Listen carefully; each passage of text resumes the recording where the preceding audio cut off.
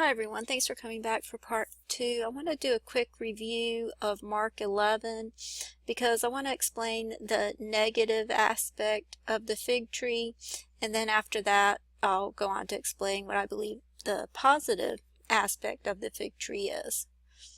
Okay, when I did my video on Mark 11, I had explained over here where it says, "And when they came nigh to Jerusalem unto Bethphage and Bethany at the Mount of Olives, he sendeth forth two of his disciples." And I had explained that the word Bethphage means a house of unripe figs.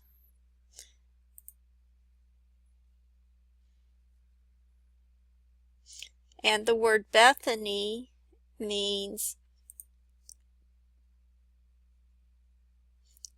house of dates or house of misery, and both of these are very close to the Mount of Olives.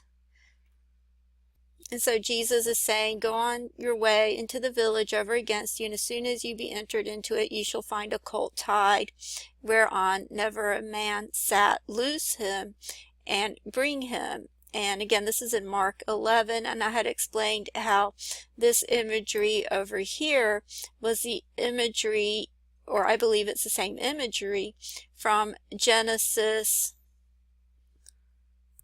49:11, where it says, "Binding his foal unto the vine, and his ass's colt unto the choice vine, he washed his garments in wine, and his clothes in the blood of grapes." And I had explained how the word for vine in the Greek was actually the word helix. And this is how I realized that this was talking about DNA, and obviously the choice vine would be Jesus that it's speaking of here. And so when you go back to Mark 11, I understood this imagery to be that of DNA, where it's talking about the colt being loosed.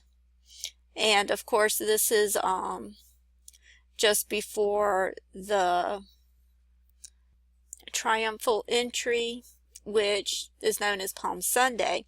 And I had explained in that video how I believe this was all the imagery of the restoration of the temple.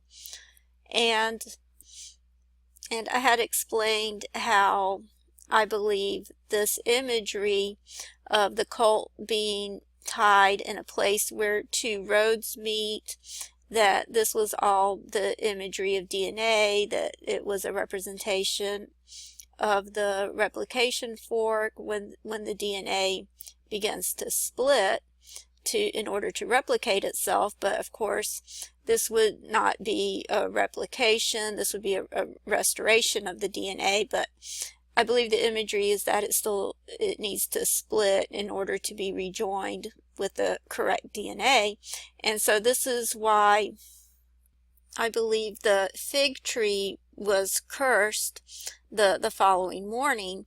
And there's actually two different accounts. There's another one, I believe it's in Matthew 21, and there's a slight difference, and I believe it's just because in the book of Matthew they're actually consolidating the two times that they came across the fig tree, and Matthew is relaying it all in one shot, whereas Mark is actually breaking it down to when Jesus first saw the fig tree, and he said to the fig tree, "No man eat fruit of thee hereafter forever."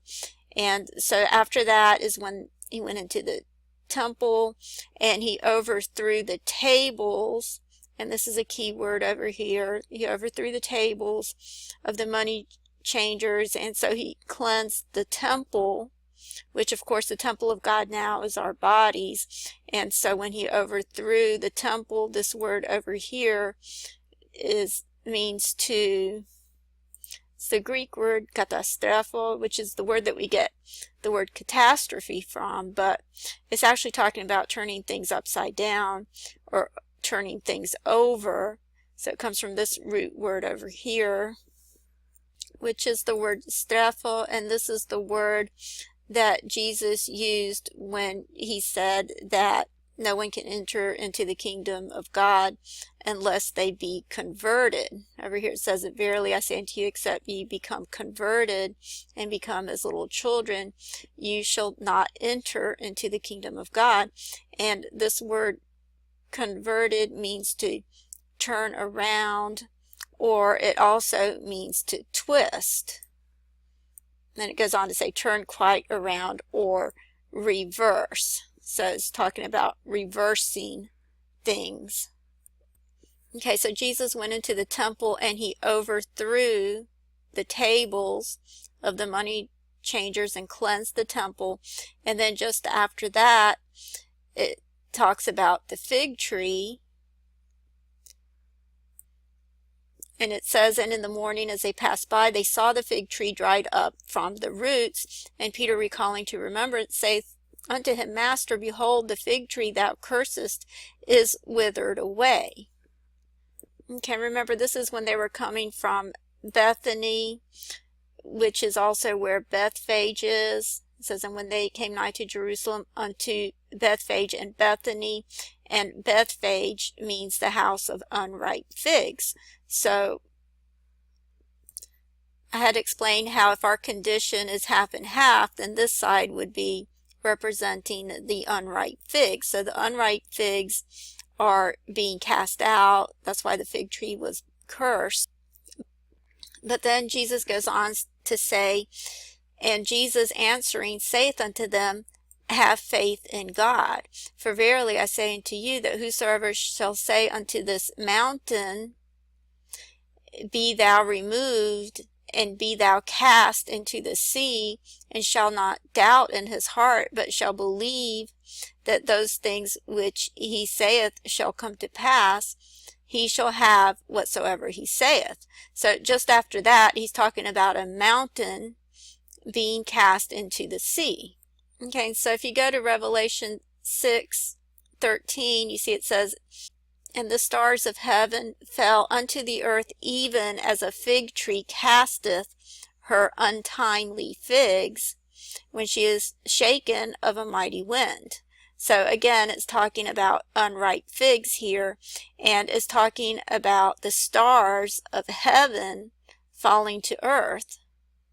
And this is just before it talks about, it says over here, and the heaven departed as a scroll when it is rolled together, and every mountain and island were moved out of their places. But this word for departed in the Greek actually means to separate or to sever, to part asunder. Okay, so the sky is parted asunder, and the untimely figs are cast out. And it's really interesting that this comes up in verse 13, because I also noticed that it's in verse 13 that it mentions the unripe figs in the Song of Solomon's as well. Okay, see that here in verse 13, it says, the fig tree putteth forth her green figs, and the vines with the tender grape give a good smell. Arise, my love, my fair one, and come away. And this word for green figs in the Greek is this word right here, which is the word olinthus. And this is the same word here in Revelation 6:13 in the Greek. You see the same word over here. It's olinthus.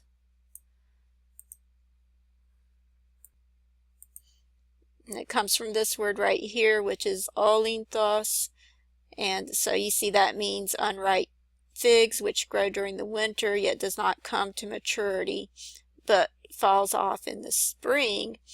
So I'm not sure if it necessarily means it has to be in the spring or the winter figs. I think it's just talking about figs that are not mature yet.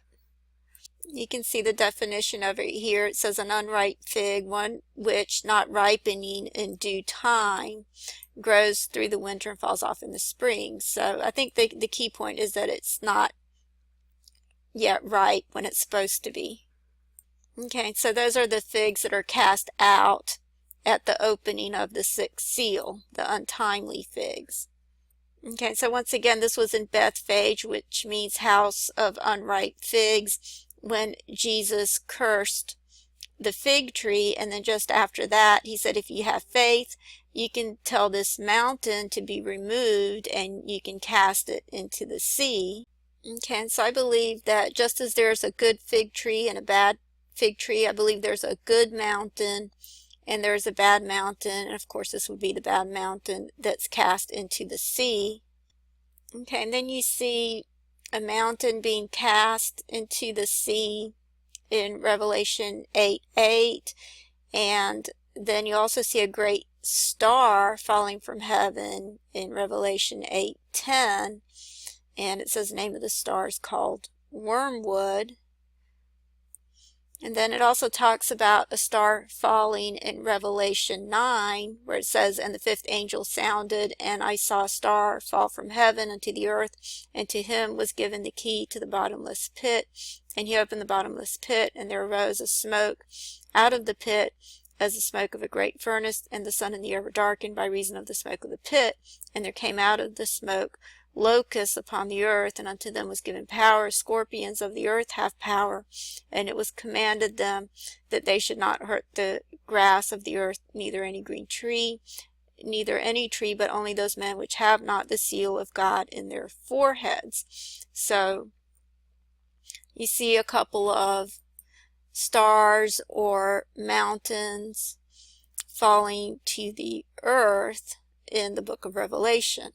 And then, of course, it talks about that as well in Revelation 12. It says, and there appeared a great wonder in heaven, a woman clothed with the sun and the moon under her feet, and upon her head a crown of 12 stars. And she, being with child, cried, travailing in birth and pain to be delivered.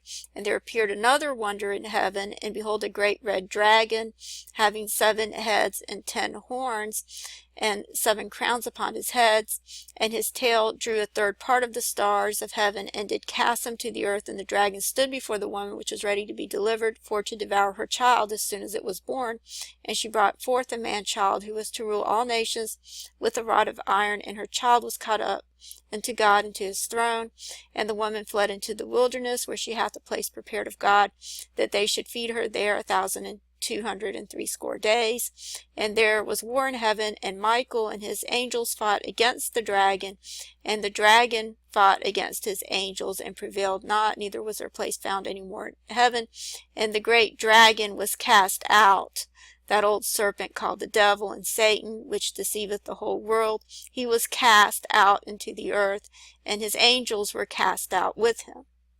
And then, of course, it's in Revelation 13, where it talks about the beast rising out of the sea.